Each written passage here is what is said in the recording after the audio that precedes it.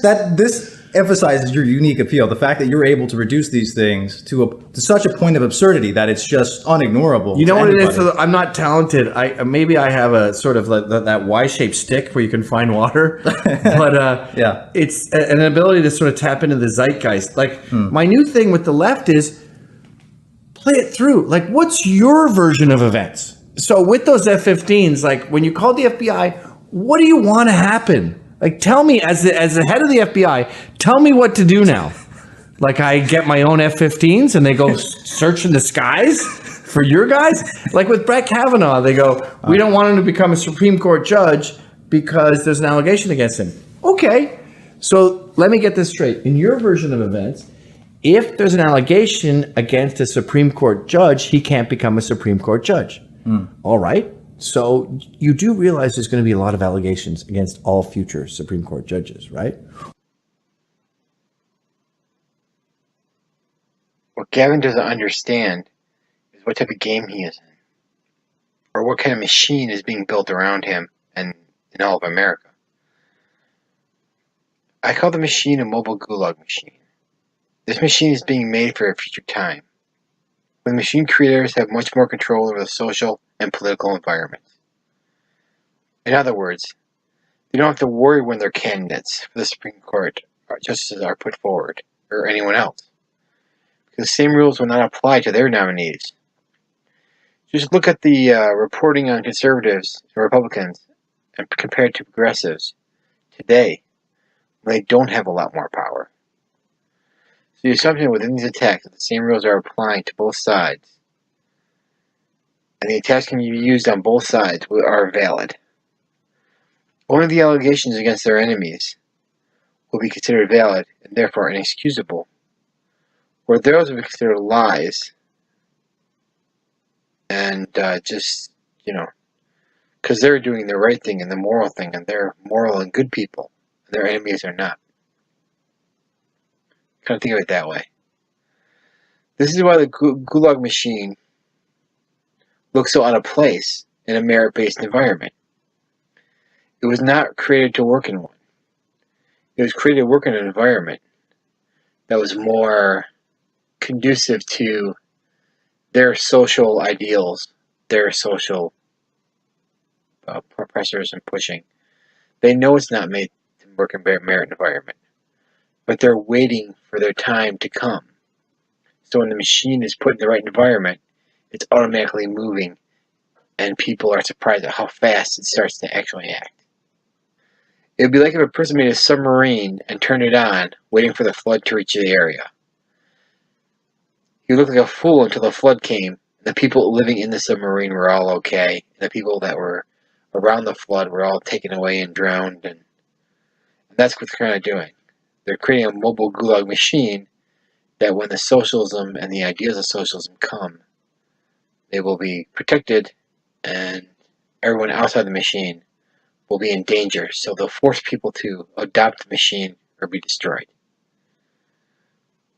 Well, I mean, I guess that's the beauty of your approach, which is that you don't overthink it. You just kind of take it at face value what they're saying, and without, because the thing about them is that they're so ensconced in their ideology.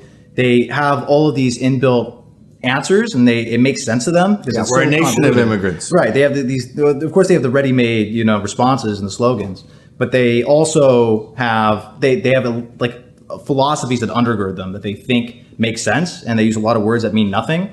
And then when somebody like you, who's just a normal dude, comes along and says, "Well, wait, what are you actually saying?" All of their labyrinthine language doesn't actually translate into reality.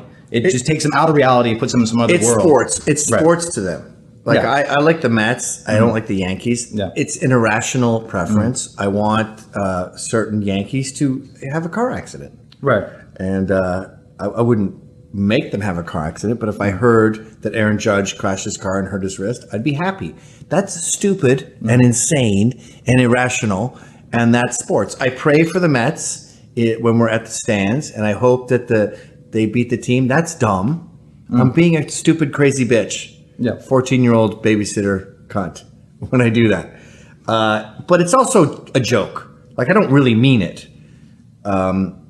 But the left has sort of taken on this sports mentality where they want your team to lose at all odds, no matter what. The ready-made responses are perfect for the people who want to control others. It's made for a situation where you have mind manipulation and you have the ability for people to just follow an easy route where they don't have to work very hard. It's about testing the best ways to push the agenda in America and where the pitfalls and overextensions are shown. This way they can go right up to the edge of the line and see what works and what doesn't. Then they'll restart the mobile gulag from there. See, this mobile gulag was made to self-destruct. But creating a new one in this environment is pretty simple and easy. So they're just going to recreate it over and over and over again until they win. I saw this in a personal gulag that was used against me. They would overextend the attack and then change tactics to not overextend in that way again, and that way they wouldn't get caught again, or at least get a chance of being caught. In a personal attack, they can stop and change direction in an almost instantaneous way. But in a societal attack, as large as this is, they have to completely destroy the environment and then rebuild it.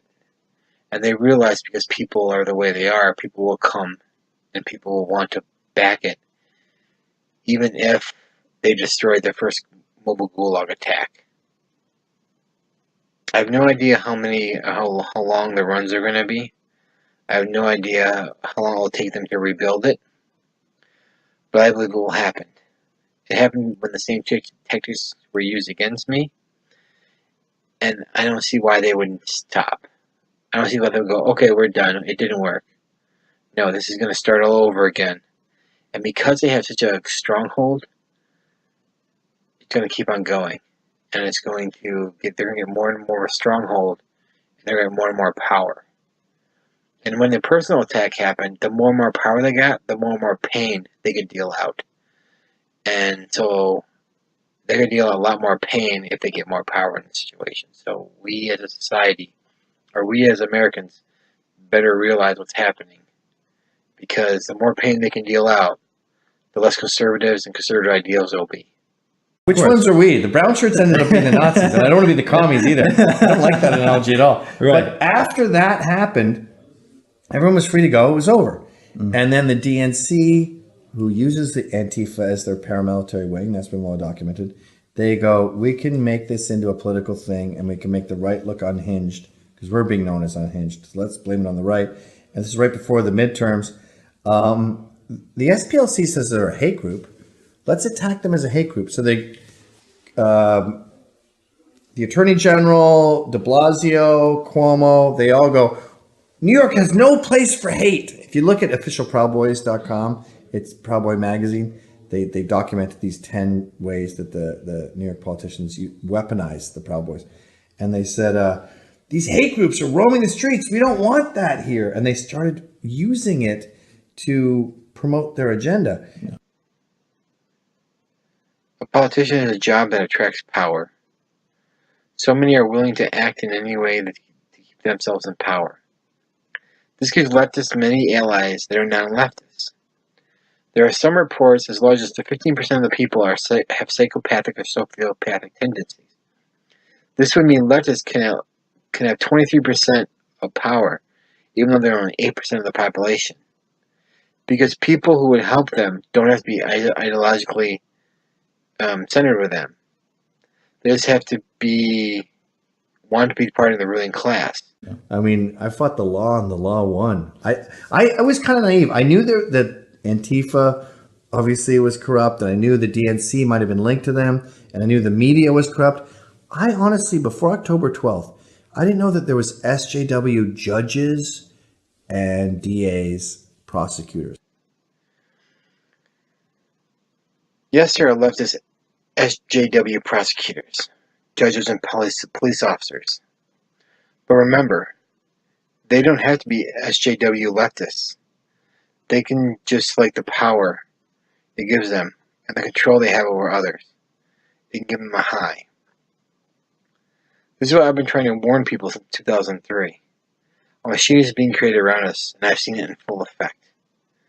No one seems to have or want the knowledge I have of fighting and the possibility of beating it, because me seeing it from the inside, I realized how warped it really was, and how quickly people can be okay at what's happening because the right moral people are involved. And they get lulled into a sense of this is going to be okay, and it's really very evil.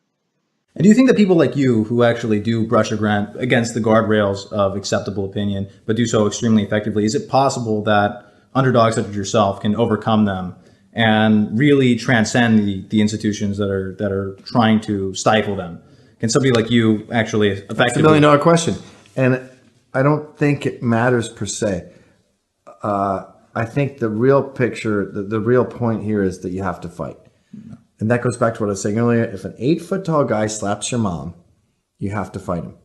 Will you win? I don't know. But we can't sit there and let an 8 foot tall dude slap our mothers in the face. We can win if we help people like me who've fallen behind and who understand the situation we're in out. If we're willing to lend a hand to people like me who've seen this before and can help raise an awareness. Thanks for listening. Here's a word from a non-sponsor.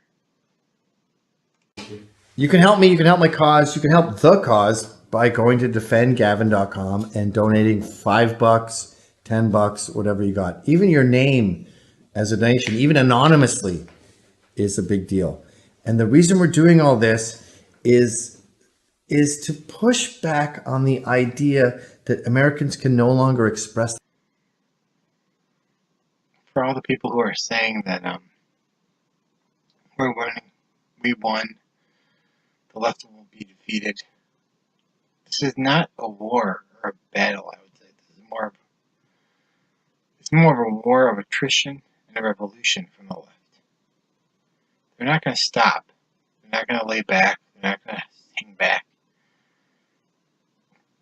They're going to reinvigorate themselves. And they're going to come up from a different direction. They're going to learn from what worked and what didn't. And they'll rewrite the next way to harass and attack America.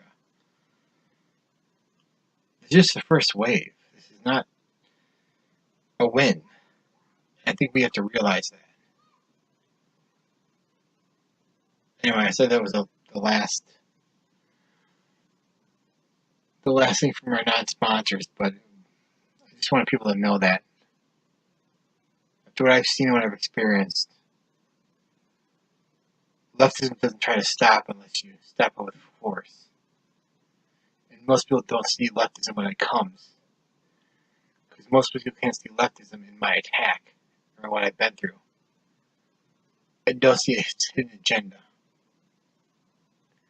It's very sad. So the people who are harassing me or have harassed me don't understand what parts they played in what America's become. Even though they're conservative, it's very odd. Anyway, thank you very much for your help. Or thank you very much for listening to this, I should say. And God bless.